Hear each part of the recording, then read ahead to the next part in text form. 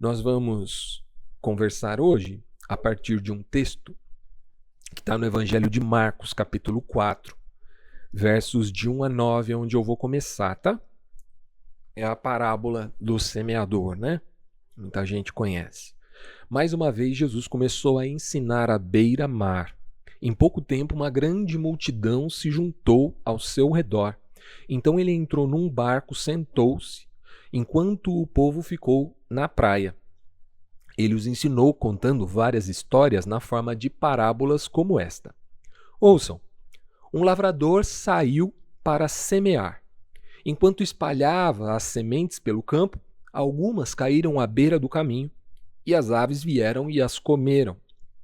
Outras sementes caíram no solo rochoso, e, não havendo muita terra, germinaram rapidamente, mas as plantas logo murcharam sob o calor do sol e secaram, pois não tinham raízes profundas. Outras sementes caíram entre os espinhos e cresceram e sufocaram os brotos, sem nada produzirem. Ainda outras caíram no solo fértil e germinaram, cresceram e produziram uma colheita 30, 60, até 100 vezes maior que a quantidade semeada. Então ele disse: quem tem ouvidos para ouvir, ouça com atenção. Nos versos seguintes, desse capítulo de Marcos 4, Jesus vai explicar essa parábola, No verso 14, por exemplo, ele diz que o lavrador lança sementes ao anunciar a mensagem, o evangelho, E essa semente que ele joga, ela cai em 4 tipos de terreno, De acordo com essa mensagem, essa parábola que nós ouvimos. Ela cai em 4 tipos de terreno. O primeiro terreno é a beira do caminho, que as aves vêm e comem, Jesus vai dizer que essas aves que vêm e comem é quando a pessoa recebe a mensagem do evangelho, mas Satanás a rouba delas. Muito bem. O segundo grupo de sementes é aquela que cai no solo rochoso, que ela até germina rápido, mas não tem raiz profunda, então o sol castiga e ela morre, Então ele diz que esses são aqueles que recebem a mensagem com muita alegria, por isso germina rápido, mas a perseguição, o preço do evangelho as faz desistir. O terceiro grupo é das sementes que caem entre os espinhos. Jesus vai dizer que essas são aquelas que são sufocadas pelos espinhos, elas até crescem, mas elas não frutificam. Jesus vai dizer que essas são as pessoas que recebem a mensagem do evangelho, mas são sufocadas pelas preocupações da vida, E essa mensagem acaba não produzindo, não gerando nada. O quarto grupo é o solo fértil. São aquelas pessoas que ouvem a mensagem, aceitam e multiplicam. Então elas recebem, elas crescem e elas multiplicam. O primeiro grupo nem recebe. O segundo grupo recebe, mas na hora de pagar o preço, na hora de aceitar o preço, eles voltam atrás. E o terceiro grupo recebe, aceita pagar o preço, mas não multiplica. Nessa explicação que Jesus dá sobre a parábola do semeador, existe um outro recado que tem a ver com a pergunta muito profunda que sempre me intrigou. Por que tantas sementes caem nos lugares errados? Por que ele não plantou todas no solo fértil? Por que é que ele jogou semente na beira do caminho, jogou semente no solo rochoso e jogou semente no solo espinhoso? Quando eu era criança, eu li acho que 3 livros daquela série Deixados para Trás, que é do Jerry B. Jenkins, pai do Dallas Jenkins, que faz agora o The Chosen, Até acho que tem um aqui, ó. Achei um remanescente aqui. Esse aqui, ó. Esse é o segundo livro da série, Comando Tribulação. Era muito... Tim LaHaye e Jerry B. Jenkins, os 2 autores. Acho que o foco não pega, Tim LaHaye e Jerry B. Jenkins.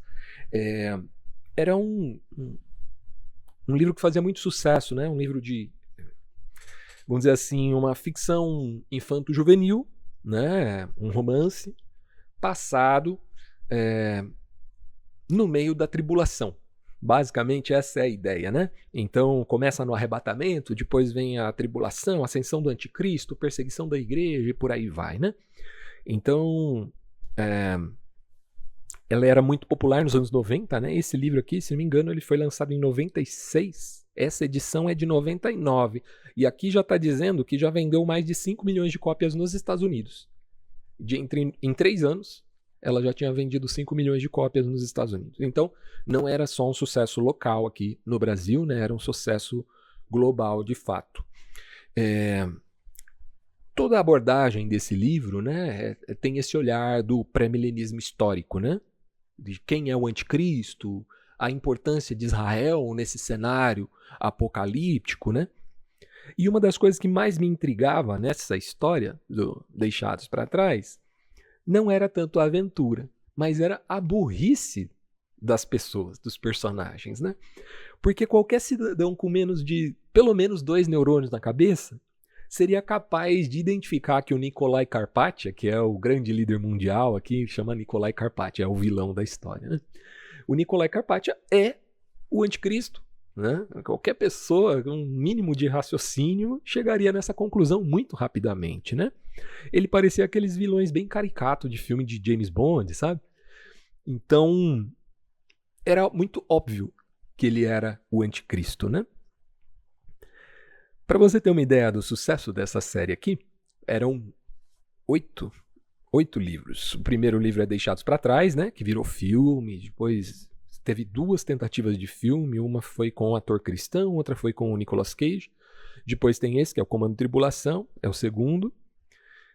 O terceiro é Nikolai, o anticristo chega ao poder, no nome do livro já fala. O quarto é A Colheita, então é 95, 95, 96, 97, A Colheita. A Escolha Está Feita. O quinto é Apollyon, foi lançado em 98, O Destruidor Está Solto. 6, Assassinos, Missão Jerusalém, Alvo Anticristo, em 99 foi lançado. E O Possuído, A Besta Toma Posse, em 99. Em 2001, A Marca, A Besta Controla o Mundo, o Anticristo toma o controle do mundo. Foram 8 livros, né, que fizeram essa série aí. E na minha cabeça eu pensava assim, não tem como essa profecia se cumprir. O desenho do anticristo é muito explícito, né? Muito caricato.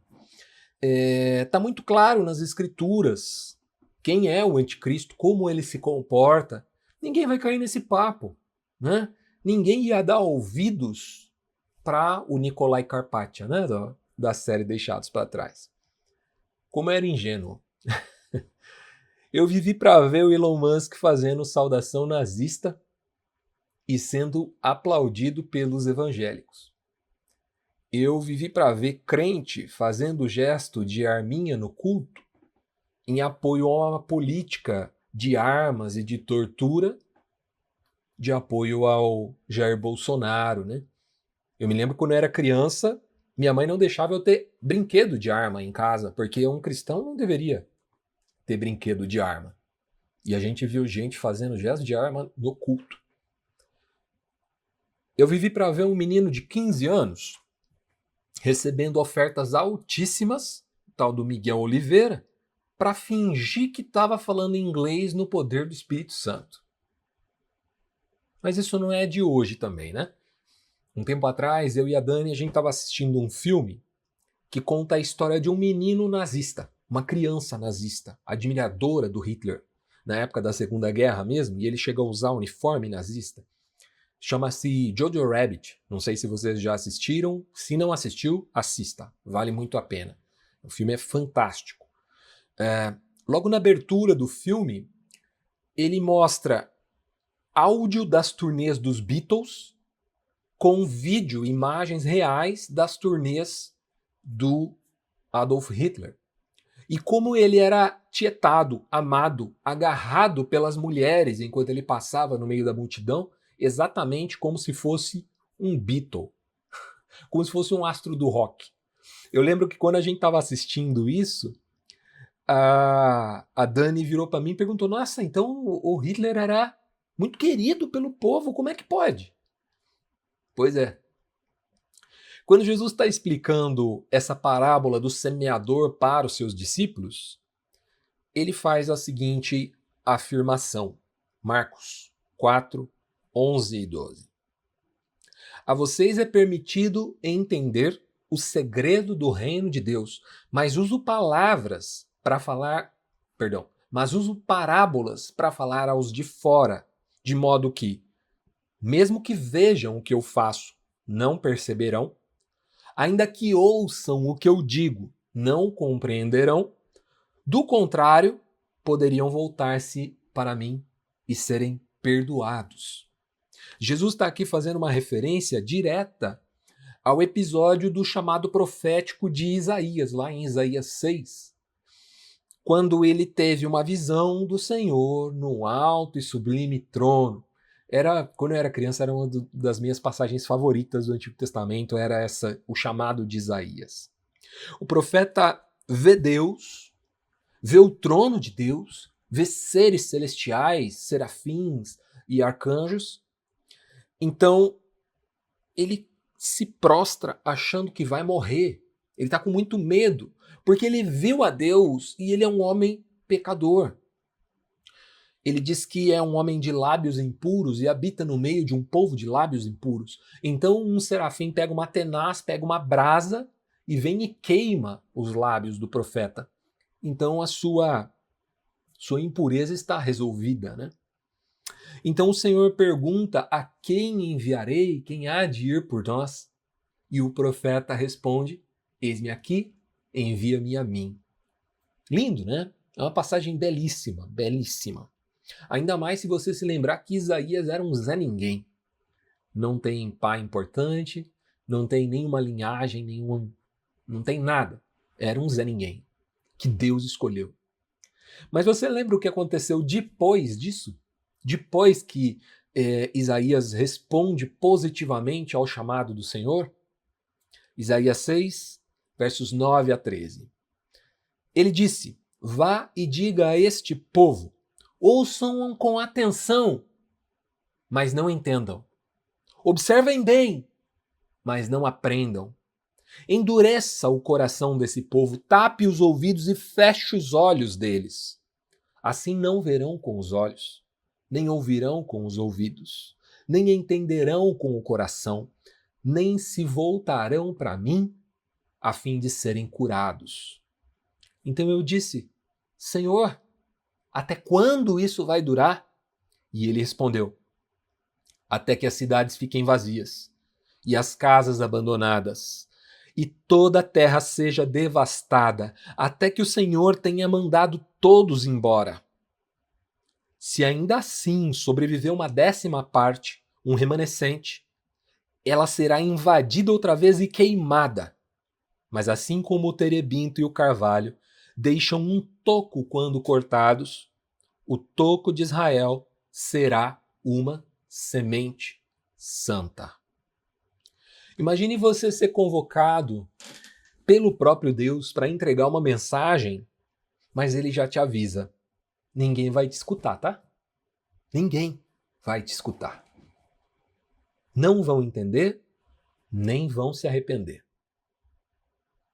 E aí você pergunta: mas até quando que eles não vão ouvir, entender, nem se arrepender? Então Deus responde: até o fim. Até que esse bosque todo aqui vire um toco. Até que não sobre mais ninguém. Se sobrar um pouquinho, vai vir perseguição de novo até que não sobre nada. É duro lidar com essa rejeição, né? Muito difícil. Saber que a nossa mensagem não vai mudar as pessoas, que elas não vão se arrepender, que elas vão lá ouvir o The King, The Power, The Bastard, mas não vão te ouvir. Lembra dos 3 tipos de solo da semente que Jesus usou na parábola? À beira do caminho, o solo pedregoso e o solo com espinhos. O segundo solo, o pedregoso, é exatamente isso. Diante do preço do evangelho, da recusa, da falta de resultado, você desiste. Você joga a toalha. Então, já não é sobre quem não recebeu a sua mensagem, mas você não é o solo fértil. Você é o segundo tipo. É o solo que recebe a mensagem com muita alegria, mas que diante da aprovação, diante da perseguição, diante da resistência, da rejeição, você abandona. Daí você pode até me dizer assim, mas que Deus sádico, né?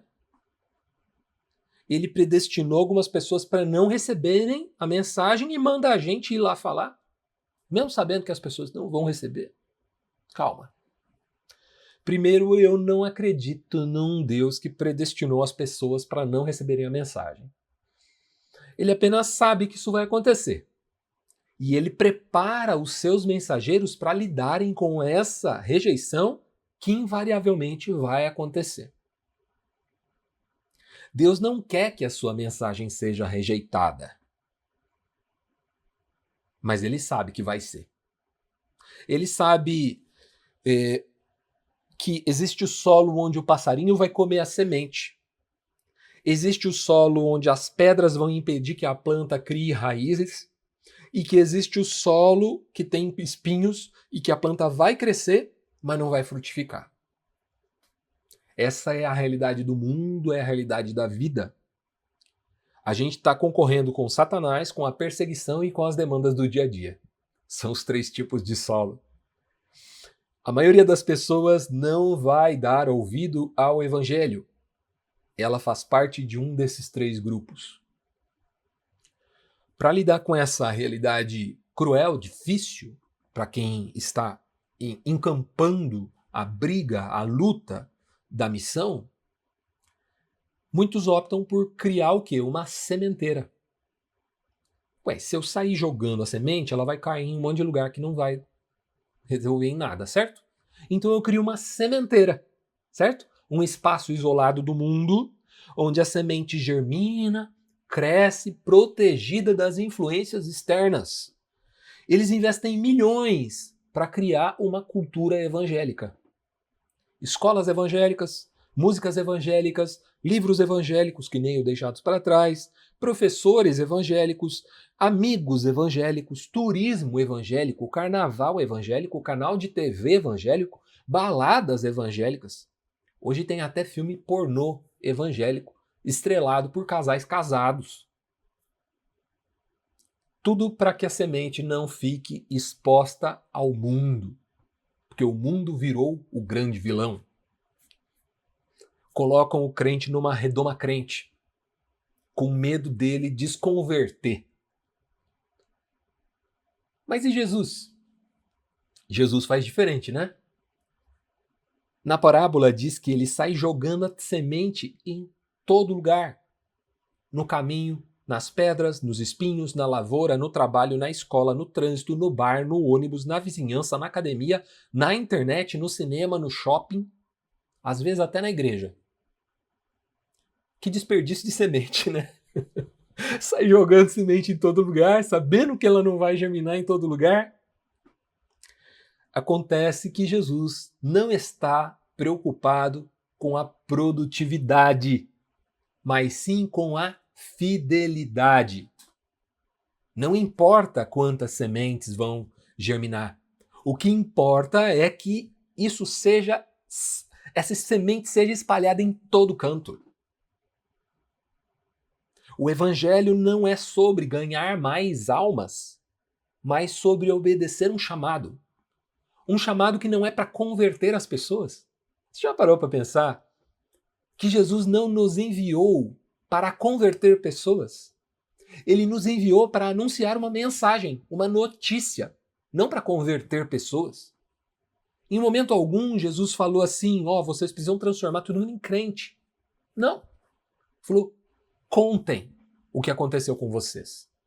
Ele fala isso desde aquele endemoniado gadareno que fala, quando é liberto dos demônios, ele fala que quer seguir a Jesus. Jesus fala, não, volta para tua casa e conta o que te aconteceu. E quando ele envia os seus discípulos de 2 em 2, ele faz a mesma coisa. Ele não quer que ninguém mude de religião. Ele não está querendo cristianizar as pessoas. Ele não está querendo colonizar as suas mentes e corações, mas está nos incumbindo do anúncio de uma notícia. E entregar essa notícia não é uma questão de saber quem a recebe ou quem não a recebe. Entregar essa notícia é uma questão de fidelidade ao chamado. Em todos esses lugares e em muitos outros, existe sim solo fértil. Vai existir solo fértil em todo canto.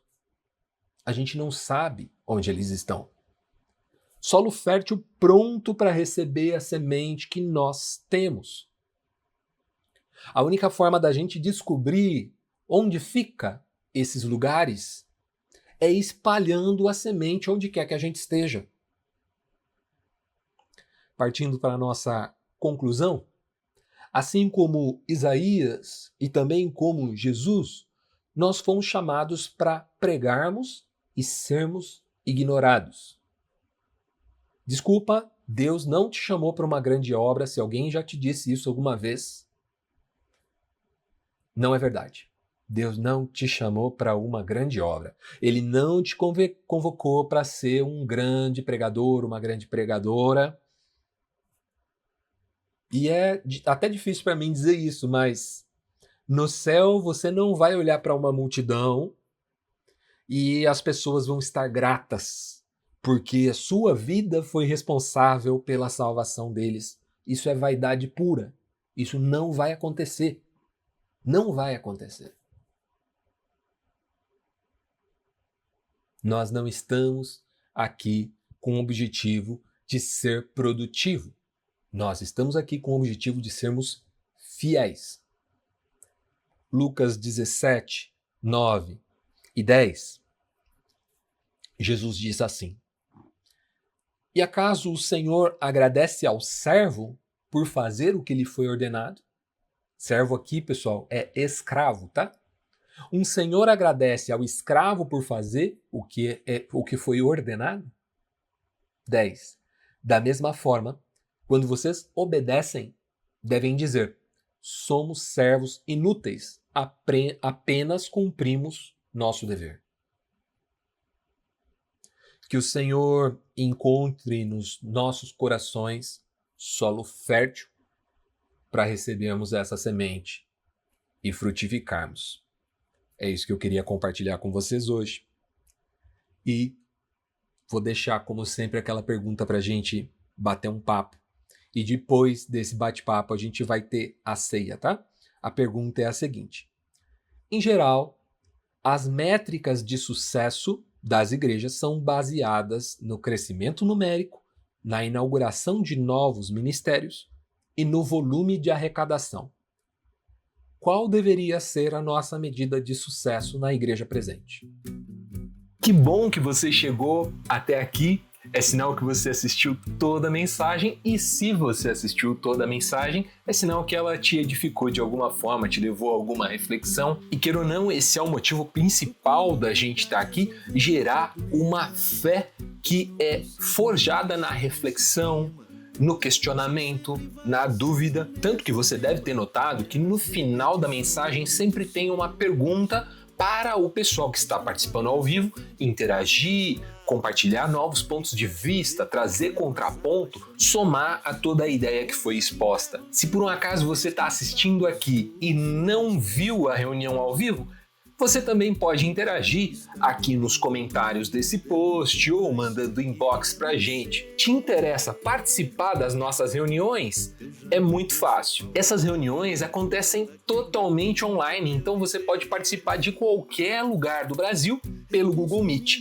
Para acessar é só entrar em igrejapresente.com/encontro. Salvo raríssimas exceções, as nossas reuniões acontecem todos os sábados às 20 horas. E aqui todo mundo é bem-vindo, principalmente se você não se sente bem-vindo e acolhido nas igrejas tradicionais. A gente só não é tão tolerante assim com pessoas intolerantes, e a gente só não recebe tão bem assim pessoas perfeitas, mas a gente também está aprendendo. Se você quer saber mais sobre a Igreja Presente, dá uma olhada no nosso manifesto, clicando aqui. E se você quer seguir o nosso canal e acompanhar todas as reuniões que são postadas, é só clicar aqui. No mais, seja muito bem-vindo e espero que você se sinta em casa. Um abraço, tchau, tchau!